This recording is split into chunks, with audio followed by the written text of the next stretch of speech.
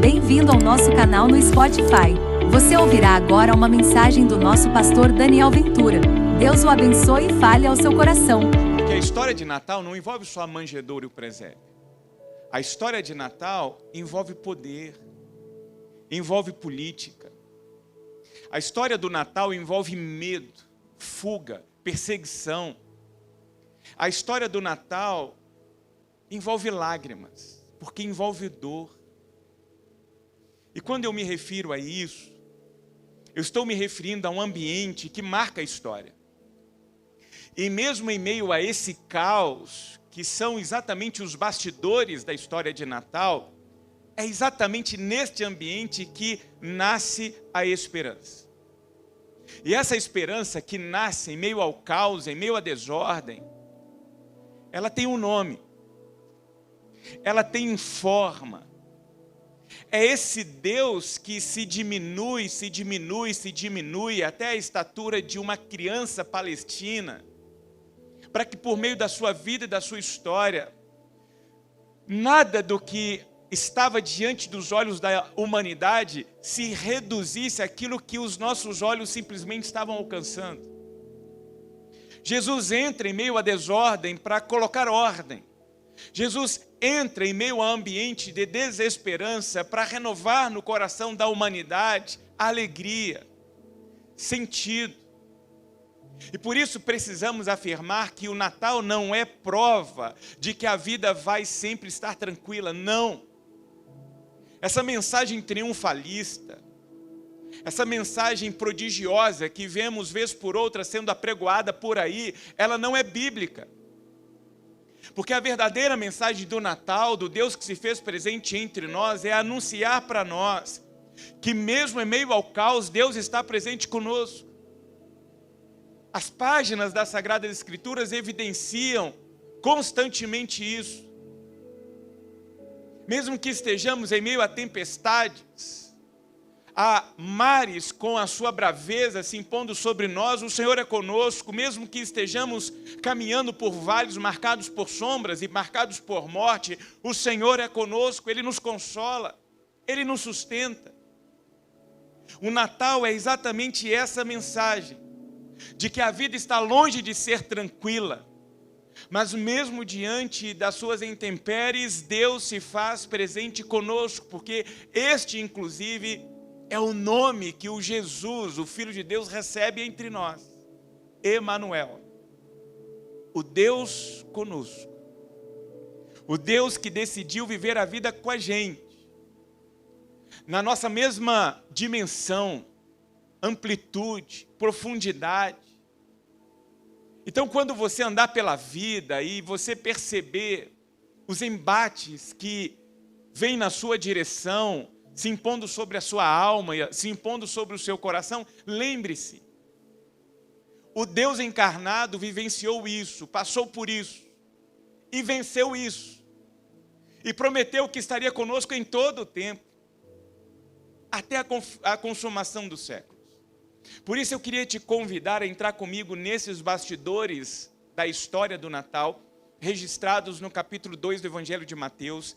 Eu convido você a acessar aí a sua Bíblia, Mateus capítulo de número 2, mantenha a sua Bíblia aberta, porque nós leremos alguns versículos à medida em que nós vamos andando nessa jornada de visita a esses bastidores. Mateus capítulo de número 2, é o primeiro livro do Novo Testamento, e o evangelista abre o capítulo de número 2, no verso 1 e no verso 2, dizendo que depois que Jesus nasceu em Belém da Judéia, nos dias do rei Herodes, magos vindos do Oriente chegaram a Jerusalém e perguntaram: onde está o recém-nascido rei dos judeus? Nós vimos a sua estrela no Oriente e viemos adorá-lo. Pare aqui. Olha que coisa interessante. Mateus não está montando um presépio. Mateus não está trazendo para nós a imagem da estrebaria. O que Mateus está trazendo para nós é a realidade de um tempo e de um momento em que Jesus entra nessa história e faz com que esse tempo e este momento seja marcado por um conflito de reinos. De um lado a gente tem Jesus, o rei prometido, os profetas o anunciaram. E do outro lado a gente tem um poder paranoico de Herodes, o rei político naquele exato momento da história. De um lado a gente tem a adoração, os reis magos se curvando diante do cumprimento da promessa do Messias. E do outro lado a gente tem uma Jerusalém completamente perturbada. E aí Mateus diz no verso de número 3 que quando o rei Herodes ouviu sobre isso, sobre o nascimento de Jesus Cristo, ficou perturbado e com ele toda Jerusalém. Parece que esse texto se configura diante dos nossos olhos como uma postagem realizada nesta manhã nos veículos de comunicação do nosso cenário político. Porque o que está sendo posto aqui? A presença do verdadeiro rei gera desconforto no coração do falso rei.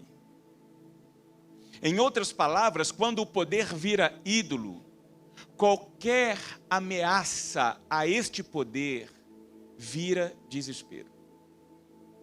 Qualquer ameaça a esse assento de poder, a essa rédea de poder, vira uma reação desesperadora.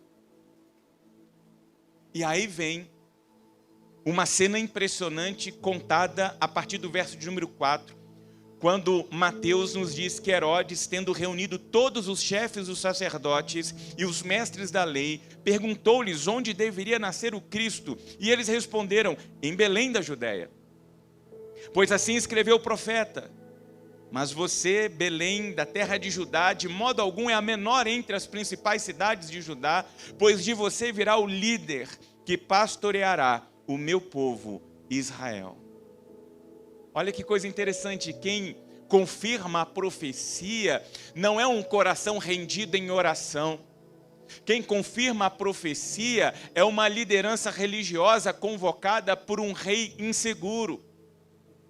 O sistema tenta controlar a história. E ao mesmo tempo que tenta controlar a história, se transforma sem perceber no megafone de cumprimento da promessa dos profetas. Anunciando, sim, que aquele que haveria de vir, viria cumprindo a promessa de chegada do Messias, o grande libertador. Agora, eu preciso fazer um destaque, especialmente neste ponto da história, para que não apenas nós consigamos alicerçar o enredo desta história, mas especialmente alicerçar o conteúdo dos nossos corações. Porque nós estamos entrando num ambiente marcado, como disse no início, por poder, por política, por perseguição, por crueldade. E uma das coisas que nós precisamos entender é que desde que a humanidade rompeu a presença permanente com Deus, no capítulo 3 do livro do Gênesis, num ato de autonomia e de rebeldia, olhar para Deus e dizer para Deus, Deus, eu viverei sem o Senhor. E de forma arrogante, crendo que é possível viver fora da fonte da vida, temos, por consequência, como humanidade, vivido os desdobramentos ou os efeitos colaterais desta atitude arrogante de tentar viver fora da fonte da vida. E de lá para cá, a nossa história é marcada por maldade, por crueldade, por desigualdade, por injustiça. Para que nós possamos entender que o mal é mal. E esse mal malvado, com a sua malvadeza, que marca a nossa vida, a nossa história, é oriundo da mão humana, da autonomia humana, do coração humano. A nossa identidade é uma identidade adâmica. Se nós não formos controlados pelo Espírito de Deus, conforme o próprio Jesus, no capítulo 6 do Evangelho de Mateus, quando começa a pronunciar as beatitudes, e lá vai de forma declarada dizer que felizes são aqueles que, amansados pelo Espírito de Deus, e a mansidão é exatamente este cabresto, através do qual o Espírito coordena e comanda a nossa vida. Nós temos tendência de sermos guiados pelos nossos instintos, pelas nossas maldades, por nossa natureza humana. Então, algo que precisa ficar permanentemente fixado nas nossas mentes, nos nossos corações, é de que a maldade, ela é fruto da mão humana. Deus não é autor das trevas. No entanto, ainda assim, mesmo com a nossa autonomia, mesmo com a maldade sendo oriunda das nossas decisões, Deus continua acompanhando a história por meio da sua soberania santa. Ele não se mistura à maldade nem quem procura exercer a maldade. E Deus nem se coloca como refém da maldade. Esse Deus, conforme registrado pelo apóstolo Paulo no capítulo 8 do livro aos Romanos, no verso 28, tem a capacidade de, mesmo em meio ao mal, mesmo em meio ao caos, trazer à existência aquilo que é bom juntamente com aqueles que o amam. Esse é o Deus que nós servimos. O Deus do Natal não é um Deus pego de surpresa. Deus está acompanhando o que está acontecendo diante dos olhos dele. Deus não perdeu o rumo da sua vida. Deus não perdeu o rumo da sua história. Por isso que quando nós nos propomos a entrar nos bastidores do Natal, nós não estamos aqui simplesmente desejosos de somar a um número sem igual de pessoas que nesta época do ano se dirigem a nós e de forma carinhosa, bondosa e piedosa dizem Feliz Natal.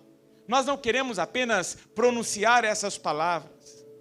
O que queremos no Natal, verdadeiramente entendendo a partir da história real por detrás, nesses bastidores, neste making of, é crer que é possível sim viver um Natal de fé, de esperança e de presença de Deus a despeito daquilo que nos cerca, a despeito das dificuldades, a despeito das injustiças, a despeito das contingências da vida.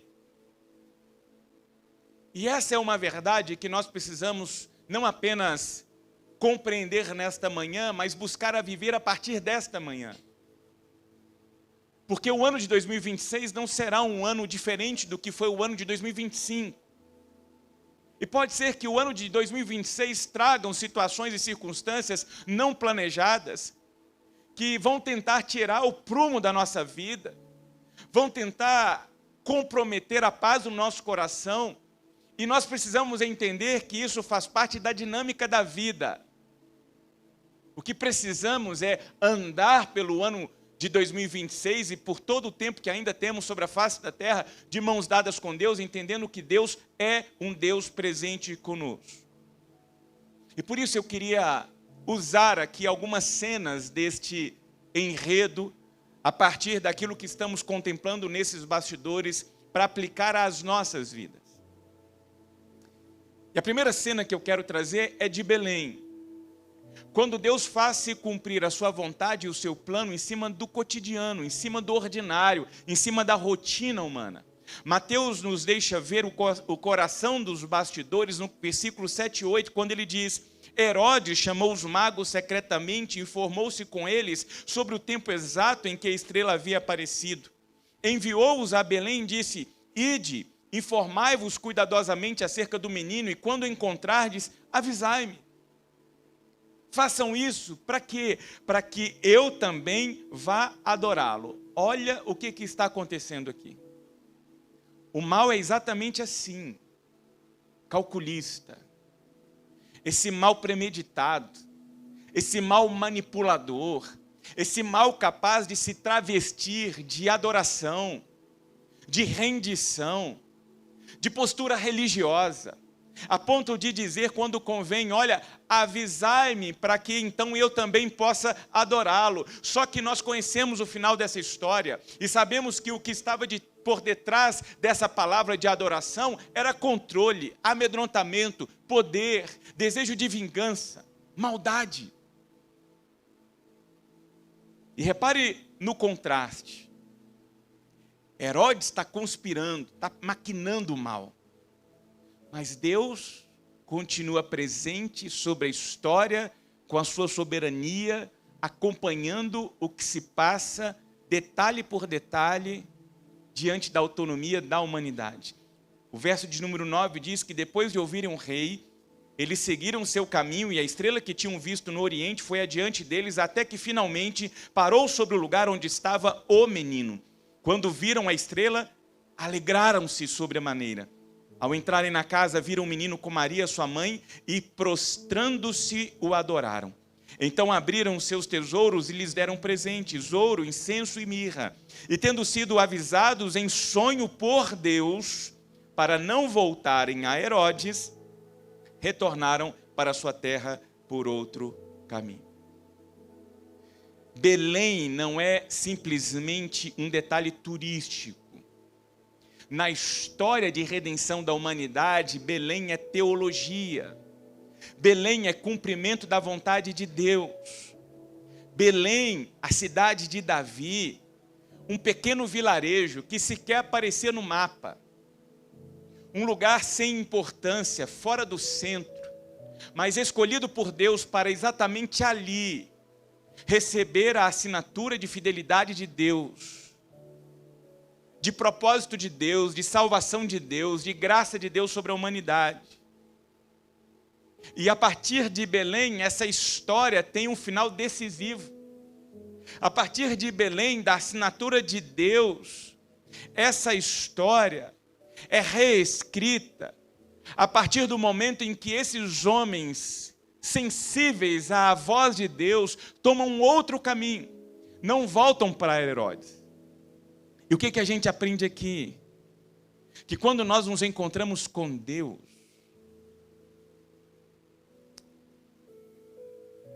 a nossa história não é simplesmente marcada por emoção.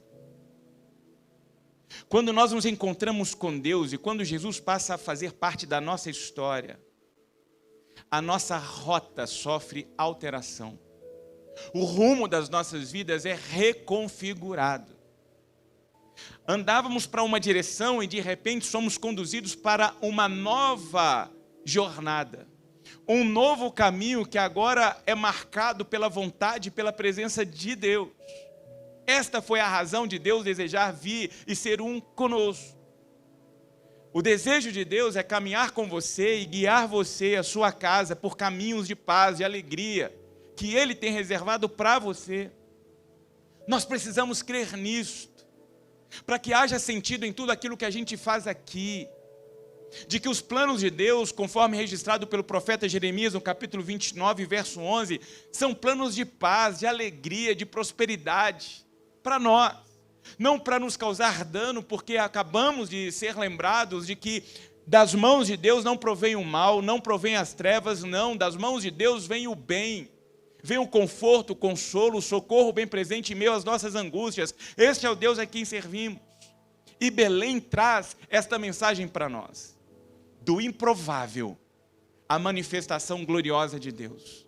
E pode ser que você esteja vivenciando um tempo e um momento na sua vida e na sua história, em que tudo parece improvável. Creia, o nosso Deus é o Deus do improvável, o nosso Deus é o Deus do impossível. Ele é capaz de reescrever a sua história, Ele é capaz de manifestar a boa, perfeita e agradável vontade dEle em cima dessa situação e dessa circunstância, alterando qualquer prognóstico, qualquer percepção que nós, não apenas com os nossos olhos, mas aqueles que estão ao nosso redor, venham ditar sobre nós, porque a última palavra sobre as nossas vidas é a palavra de Deus.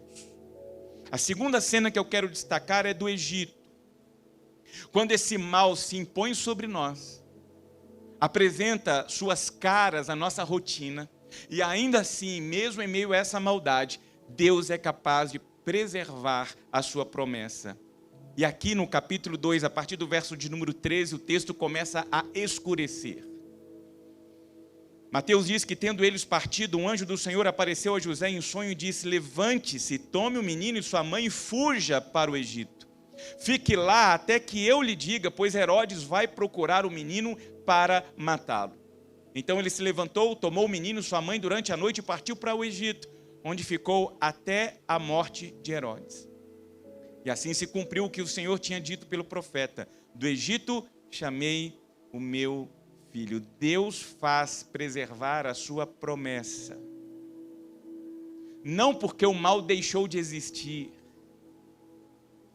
Deus fez preservar a sua promessa porque Deus não abandona o seu. Eu te convido e quero aqui reforçar o que eu disse nas últimas semanas. Eu não quero propor para você uma jornada de leitura de toda a Bíblia durante o ano de 2026, simplesmente para você cumprir um calendário quase que místico que impuseram na nossa cultura religiosa. 1 de janeiro, capítulo 1, 2, 3 de Gênesis, de 2 de janeiro, capítulo 4, 5, 6 de Gênesis, e aí a gente tem que romper isso até o dia 31 de dezembro do ano seguinte. Não! O que eu quero é que haja essa disponibilidade nossa, diária, de nos colocarmos diante do texto sagrado, uma pequena porção do texto que, consumida por nós, seja refletida durante a nossa jornada do dia, buscando compreender e entender quais são os desígnios, os planos de Deus para nós. Eu propus para vocês, peguem os evangelhos, leiam os evangelhos, tentem entender a lógica de conduta de vida de Jesus, a forma como ele se relacionava com as pessoas, e vá buscando em Deus, Deus, o que o Senhor quer falar comigo, o que o Senhor quer me ensinar, o que o Senhor quer mudar na minha vida a partir da tua doce e perfeita vontade. Esse é o desejo que eu tenho para você durante o ano de 2026. Porque essa palavra de Deus, viva, eficaz, ela contém promessas de Deus para você. E as promessas de Deus são para serem cumpridas sobre a sua vida e sobre a sua história. Lembrando exatamente disso. A maldade, a crueldade, a desigualdade, essas marcas da humanidade, elas não podem sobrepor a vontade boa, perfeita, agradável de Deus sobre a sua vida. Não. Porque por mais que essa maldade se agigante, Deus faça cumprir as suas promessas. E essa convicção, isso que eu estou colocando aqui, coloca em xeque esse tipo de Natal superficial. Por que Natal superficial? Porque o Natal não é esse bom velhinho vestido de vermelho, com uma barba branca, com um saco repleto de presentes, mas esse Natal real que sobrepõe a este Natal superficial é um Natal que traz para nós a verdade absoluta de que o Deus que se encarnou entre nós foi um bebê refugiado. Refugiado, marcado pela perseguição, marcado pela maldade. Jesus, o Salvador, o Deus encarnado, sabe o que é estrada, sabe o que é poeira nos pés, sabe o que é dor, sabe o que é passar fome, sabe o que é deslocamento. Esse Deus encarnado sobre nós não veio simplesmente observar a dor humana. Esse Deus encarnado entre nós veio exatamente entrar nesta dor e dizer para você nesta manhã: eu passei por isso, mas eu venci isso. E eu estou com você, e juntos somos mais do que vencedores. Esta igreja não pregará essa mensagem triunfalista de uma teologia prodigiosa. A verdade nua e crua, exposta e posta pelo texto sagrado, é que no mundo nós vamos ter aflições sim, dificuldades sim. Mas em meio a tudo isso, nós temos a boa mão de Deus conosco. E aí entra o trecho que muita gente gostaria de retirar do presépio, que é o verso de número 16, quando Herodes então percebe que for enganado pelos magos, fica furioso e ordena que matassem todos os meninos de 2 anos para baixo. De acordo com as informações que havia obtido dos magos sobre o tempo em que a estrela aparecera. Um poder inseguro, ele reage com violência quando ele é confrontado com uma verdade maior. Grave isso. Quando o poder vira ídolo, as pessoas se tornam descartáveis. Parece que nós estamos lendo uma notícia dos nossos dias. Temos vivido tempos desafiadores no nosso país, na nossa cidade, no nosso município. Aqueles que atuam na nossa cidade, especialmente os que são funcionários de carreira pública, sabem do que eu estou falando. Nós precisamos orar, nós precisamos nos posicionar. como homens, como mulheres, como cidadãos, especialmente como essa expressão do reino de Deus sobre a face da terra. Estamos reconfigurando a nossa história como igreja a partir da boa mão de Deus sobre nós. Deus tem nos desafiado a ser mais do que uma placa, mais do que um prédio, mais do que uma arquitetura. Deus tem nos dado a oportunidade de ser uma igreja de Jesus para este tempo. Voz profética, resposta dos céus sobre a face da terra. E para isso nós precisamos fincar nos nossos corações algo que protege a nossa mente. Porque quando a gente lê essa história e quando nós projetamos os nossos olhares sobre a nossa história, nós precisamos sempre dizer a nós mesmos: Deus não causou o massacre. Deus não precisou da crueldade de Herodes para fazer se cumprir a sua promessa. Lembre-se disso, o mal continua sendo mal e Deus abomina esse mal. No entanto, nós não teremos esse dedo interventor de Deus na história. Por quê? Porque há necessidade de que cada um de nós respondamos sobre as nossas ações e sobre as nossas escolhas. O dom mais precioso que Deus nos concedeu foi a liberdade. A árvore no Éden, eu disse isso para vocês durante esse ano algumas vezes, não era uma armadilha de Deus, não. Deus foi claro e declarou isso a Adão e Eva. Vocês podem tocar e comer de tudo que o olho de vocês alcança, mas vocês não podem tocar nesta árvore, porque no dia que vocês tocarem nessa árvore e tomarem deste fruto, os seus olhos serão abertos e vocês vão morrer. Deus não foi pego de surpresa. Ele viu e acompanhou a trajetória daquele primeiro casal à árvore, num diálogo sorrateiro com a serpente, e a sua entrega deliberada a desobedecer, tocar do fruto, comer o fruto, motivados por uma arrogância de tentar ser como Deus. Tanto que o texto bíblico diz que na virada do dia, o Senhor volta à sua rotina e vai ao encontro e procura o casal. Onde vocês estão? Não é uma pergunta geográfica, atrás de qual moita vocês estão, é onde vocês foram parar. O que aconteceu aqui? Vocês se perderam, vocês se entregaram, vocês se renderam a isso. E de igual modo, Deus olha para nós hoje e continua fazendo essa mesma pergunta: cadê vocês? Por que vocês estão perdidos, cambaleantes sobre a vida, sobre a história? Tocando no que não pode ser tocado, vendo o que não pode ser visto. Isso que lhe faz mal, isso que projeta a morte sobre a sua vida, sobre a sua casa, sobre o seu casamento. Então, o que a gente tem vivido enquanto humanidade, o que temos vivido enquanto nação, o que temos vivido enquanto civilização, é tudo fruto da mão humana, da autonomia humana, da vontade humana. O problema do nosso país não é um partido, não é um político, é uma cultura impregnada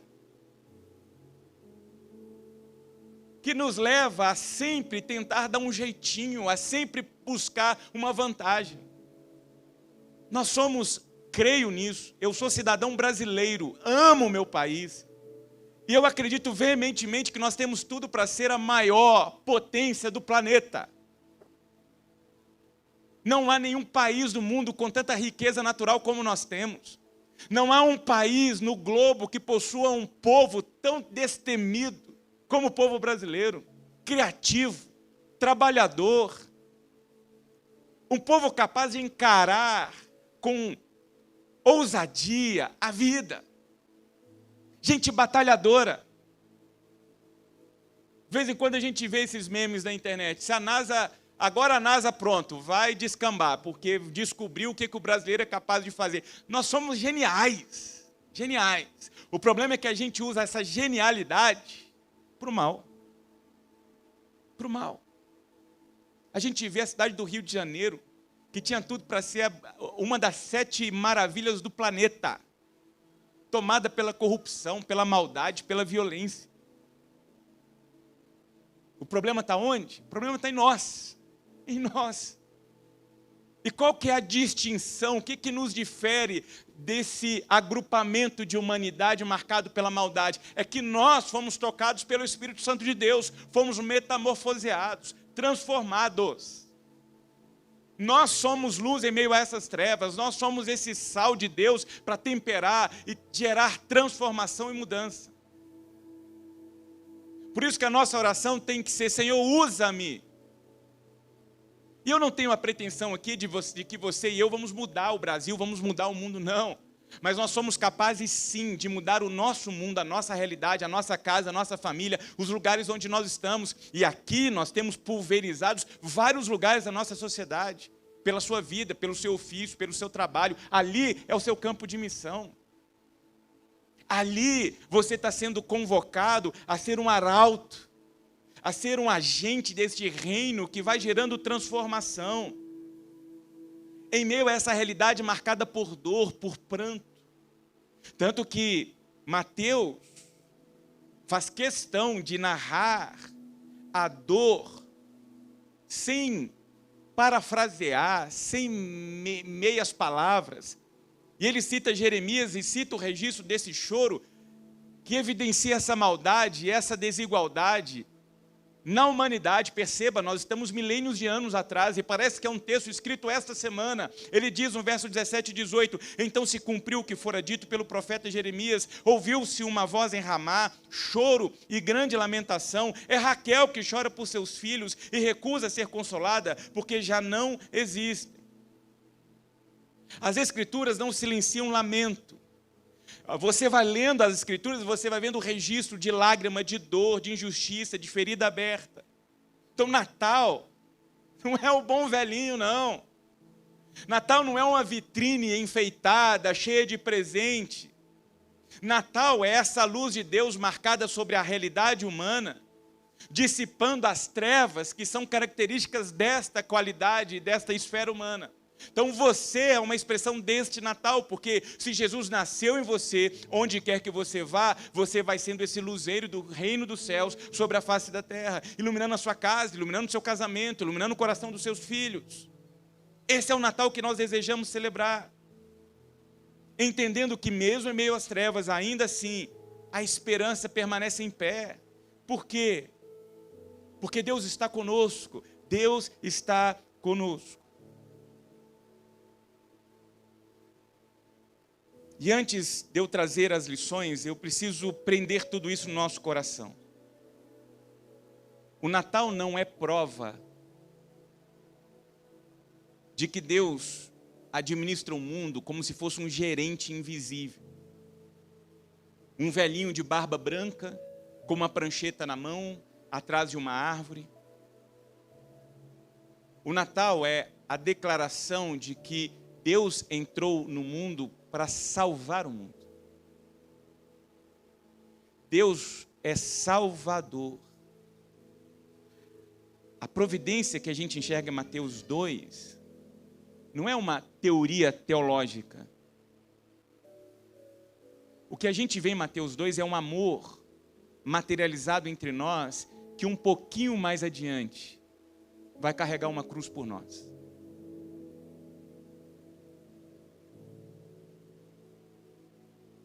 Aquela criança cresce, inicia o seu ministério, mas enquanto está crescendo, está fazendo isso na sua dinâmica humana, como filho de um marceneiro, aprendendo os ofícios do pai, correndo como qualquer adolescente palestino, vivendo as contingências da vida, até que, quando completa 30 anos de idade, começa o seu ofício messiânico. E durante 3 anos, vai revelando esse amor de Deus através da sua vida, indo ao encontro dos carentes, dos corações partidos, das almas ensanguentadas. Quantas e quantas vezes Jesus passou de largo dos templos, do ambiente religioso, e foi em rodas de conversa que hoje muitas das nossas igrejas caracterizaria como inadmissível para um servo de Deus. Eu falo que Jesus seria excluído em muitas das nossas igrejas em uma semana de membresia. Por quê? Porque se dispõe a ser luz no meio das trevas. Porque se dispõe a ser sal em ambientes putrefatos. Então Jesus não entra na história simplesmente para dar sentido ao roteiro da história de Natal, não. Jesus vem e se torna homem entre nós para salvar-nos de nós mesmos, da nossa maldade, da nossa crueldade. Ele anuncia o reino, ele reconcilia inimigos, ele abre um novo e vivo caminho. Ele é o Deus que guia, ele é o Deus que preserva, ele é o Deus que conduz. Ele é o Deus que, acima de tudo, se entrega, se entrega. Então a pergunta não é, e daí que Deus controla? Ou não controla? A pergunta é, se Deus veio, se entregou de forma tão humilde, reduzindo a sua eternidade ao tamanho de uma criança palestina no Cronos, o Eterno se transformou em homem entre nós e se entregou até a morte. E uma morte vexatória, vergonhosa, de cruz. A pergunta é, o que eu faço com esse Deus? O que eu estou fazendo com esse Deus que se entregou? Que nasceu entre nós por amor a nós? O que eu estou fazendo com esse Deus? Onde esse Deus faz parte da minha história? Estamos encerrando o ano de 2025. Onde Deus andou com você em 2025? Quais foram as marcas da presença desse Deus na sua vida, no seu casamento, na criação dos seus filhos, no seu ambiente de trabalho? Essa é a pergunta que a gente precisa fazer. Esse Deus encarnado entre nós, que se entregou a nós, será que tem recebido de forma responsiva, diretamente proporcional, a mesma entrega, o mesmo amor, a mesma dedicação da nossa parte? E aqui eu coloco para você 3 convocações, para você e para mim. Primeiro, enxergue Deus, esse Deus que se entregou até a morte de cruz. Enxergue esse Deus na sua realidade, seja ela qual for. A maioria de nós temos a tendência de olhar a vida a partir dos aspectos externos da vida. A gente olha para a vida através da porta fechada. A gente tem a tendência de olhar para a vida a partir da enfermidade. Temos a tendência de olhar para a vida a partir das perdas. E quando a vida se torna apenas esse aspecto material que a gente enxerga e que a gente toca, a vida fica pesado demais para a gente. Mateus 2 nos ensina a olhar por detrás das portas fechadas. Mateus nos convoca a olhar por detrás dos prognósticos médicos. Mateus nos faz enxergar para além das perdas. O convite de Mateus para nós é aprendermos a olhar a vida com profundidade. Não entre o seu ano de 2026 tentando encontrar Deus nos noticiários. Não fica tentando enxergar Deus e interpretar Deus a partir das coincidências da vida. Ah, isso aqui foi uma coincidência, é Deus escrevendo certo por linhas tortas. Gente, isso é macumba, feitiçaria, candomblé, seja lá o que for. Isso não é Bíblia. Bíblia é essa rendição e essa convicção de que, a despeito da vida, eu estou nas mãos de um Deus vivo. Enxergar Deus é interpretar a vida a partir do que Deus revelou em Jesus Cristo. Jesus chorou, você vai chorar. Jesus foi perseguido, você vai ser perseguido. Não vamos carregar aqui a ilusão de que vamos ser tomados por uma cápsula ultra gospel, Protex Max, que vai nos livrar até de uma encravada. Isso é diabólico. É a turma melindrosa que está com um beicinho para Deus, decepcionado com Deus, que Papai do Céu não cuidou de mim. Maturidade. Maturidade. Desenvolvimento de fé, para entender, se o próprio Deus encarnado entre nós passou pelas contingências da vida, você e eu, bonitão e bonitona, vamos passar também. Vamos passar, mas nós não vamos temer isso, porque aquele que está em nós é maior do que aquele que está no mundo. Isso nos basta. É olhar para o caos e dizer o seguinte: Deus é bom, Deus é santo, Deus é fiel, Deus é comigo, Deus é conosco.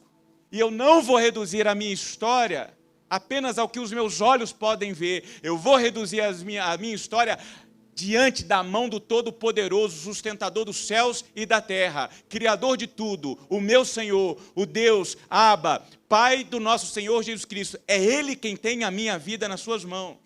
E se você hoje está vivendo um tempo em Nazaré, e a promessa parece que está em Belém, não conclua, em nome de Jesus, que Deus está atrasado.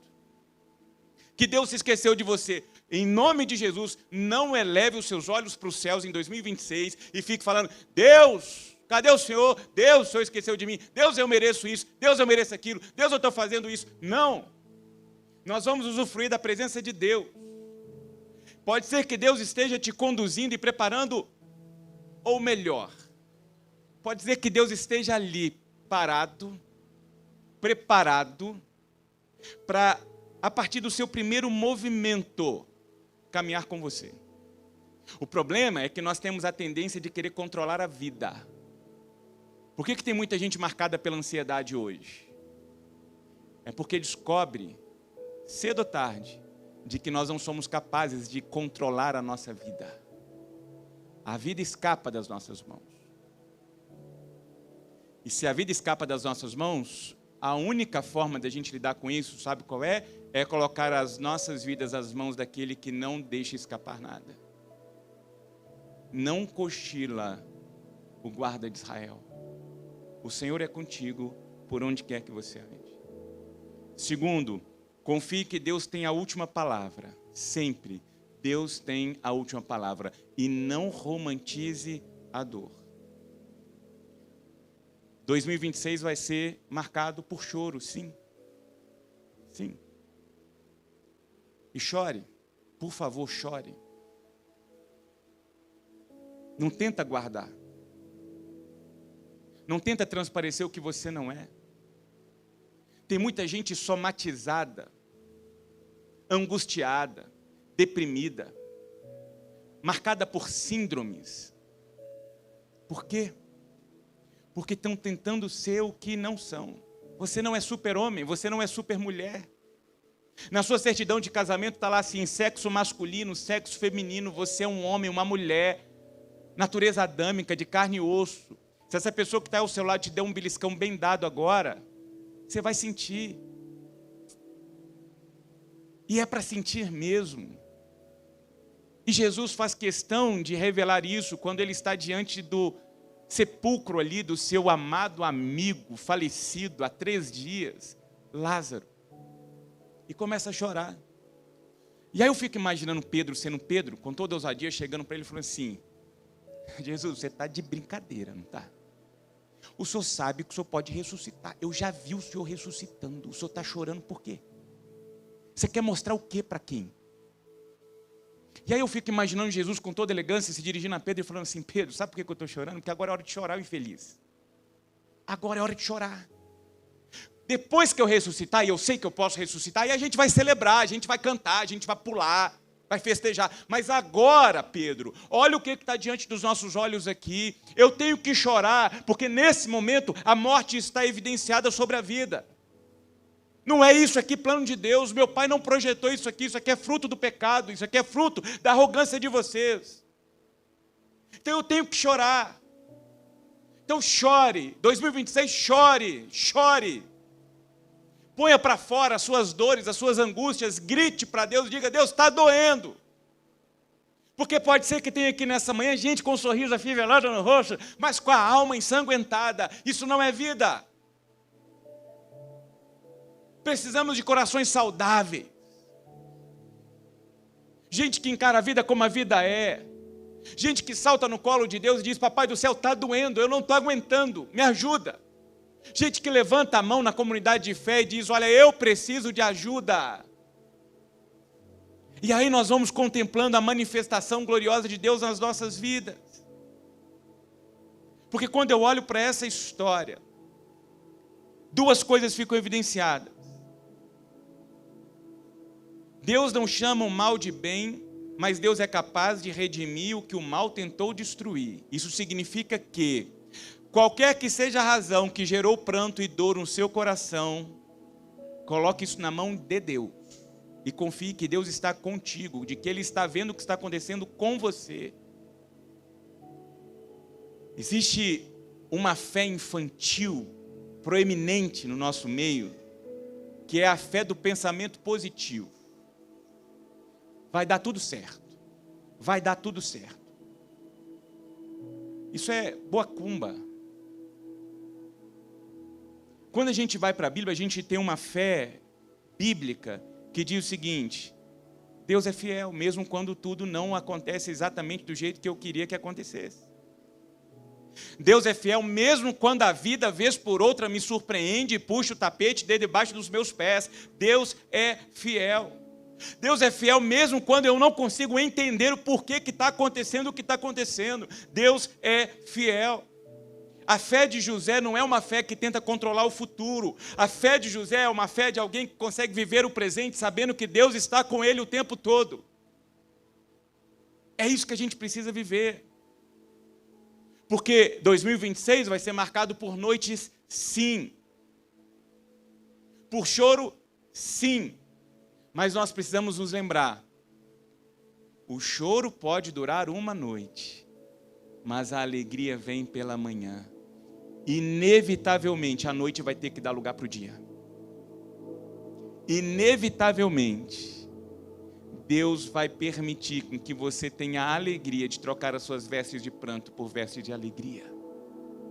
E por último, tenha coragem para entregar os cacos ao Deus que faz novas todas as coisas. Há dores que não fazem sentido. Há momentos da nossa travessia, na nossa história, que parece que são ruínas. E o que o Natal vem fazer nessa manhã para nós é nos chamar a um ato de coragem. E que ato de coragem é esse? É não permitir que as perdas e que o pranto seja a última palavra sobre a sua vida. É coragem para dizer: Senhor, eu não estou entendendo nada. Eu não procurei isso. Eu já fiz uma autoavaliação e olha, eu estou perdido, eu estou perdida, porque eu não consigo enxergar absolutamente nada. Mas eu confio no Senhor. Eu confio no Senhor. Deus não apaga o passado como alguém que estivesse apagando um quadro, sabe? Mas Deus redime. Deus transforma feridas. Deus tem a habilidade de, mesmo em meio ao mal que se agiganta sobre a sua vida, junto com você, trazer à existência aquilo que é bom. Esse é o Deus que a gente serve. O Deus conosco. O nome que sustenta o nosso Natal é esse: Deus conosco. Deus conosco quando as decisões dos poderosos nos afetam. Deus conosco quando a maldade nos alcança. Deus conosco quando a estrada é longa demais e o cansaço se manifesta sobre nós. Deus conosco quando nós somos empurrados para Nazaré, para um lugar que a gente sabe que não é bem quisto, não é bem visto. Mas é Deus conosco. E aqui está a notícia que transforma o seu Natal. O neném cresceu. O neném se desenvolveu. O neném anunciou o reino. O neném carregou a cruz. O neném morreu, mas o neném ressuscitou.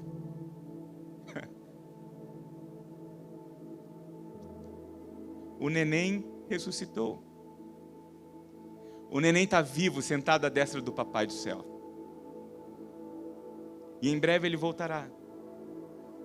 E entre o primeiro Natal, que foi o nascimento dele, e a consumação final, Ele permanece conosco, presente, disponível, consolando, cuidando, curando, corrigindo, sustentando, salvando.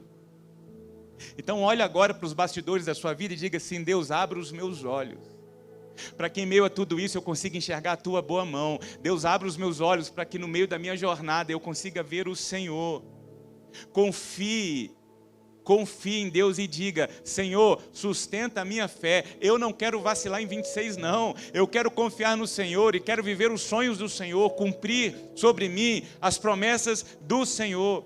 Entregue, se você tem algum caco de 2025, coloque esse caco diante de Deus e diz assim: Senhor, redime, reconstrua, refaça.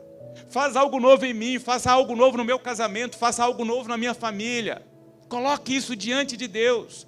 Porque esse Deus que entrou na história em Jesus, continua entrando nas nossas histórias e marcando as nossas histórias com a sua presença e com o seu poder. E a minha oração em nome de Jesus é que você viva isso, experimente disso, para que o finalzinho de 2025 ainda seja tempo para você contemplar o extraordinário de Deus. E o seu 26 seja magnífico, magnífico, para a honra e para a glória do nosso Deus. Amém? Quero convidar a equipe para estar aqui à frente. E eu quero orar com você, quero orar por você, por sua vida, por sua história. A despeito de como você chegou aqui, do que você trouxe desse ano até aqui nessa manhã. Para que vivamos e possamos experimentar aquilo que Deus falou aos nossos corações nesta manhã. Então aí onde você está, eu quero convidar você a fechar os seus olhos e colocar diante de Deus a sua história, a sua vida. Pega aí o conteúdo do seu coração, coloque diante de Deus e diga: Deus, eu quero colocar isso diante do Senhor e confiar que o Senhor está comigo. Porque eu fui lembrado nessa manhã e fui lembrada nesta manhã de que o Senhor, quando decidiu se encarnar entre nós, foi para ser um Deus conosco. E o meu desejo é que o Senhor seja um Deus comigo. Se está doendo, diga aí para Deus: Deus, está doendo. Se você está perdido ou perdida, sem direção, diga para Deus: Deus, eu preciso da tua direção. Seja qual for a situação, coloque diante de Deus e peça: Deus, eu quero que a minha vida e essa situação sejam marcados pela presença do Senhor.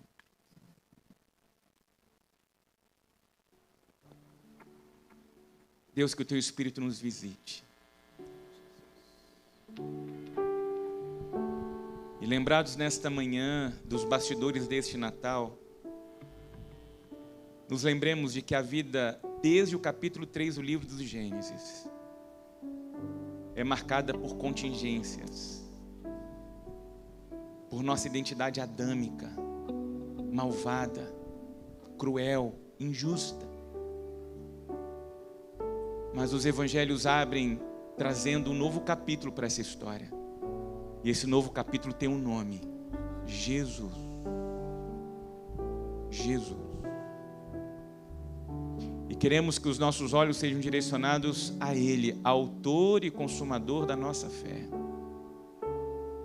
Que a partir de hoje possamos contemplar a tua boa mão nos sustentando. E diante dos medos, diante das crises, das dores, nós saibamos que o Senhor é Deus conosco.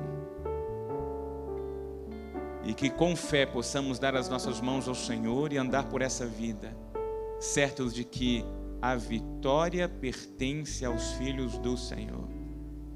E que isso nos erga, nos fortaleça, renove em nós a esperança, a alegria, derrame sobre a nossa alma a paz do Senhor.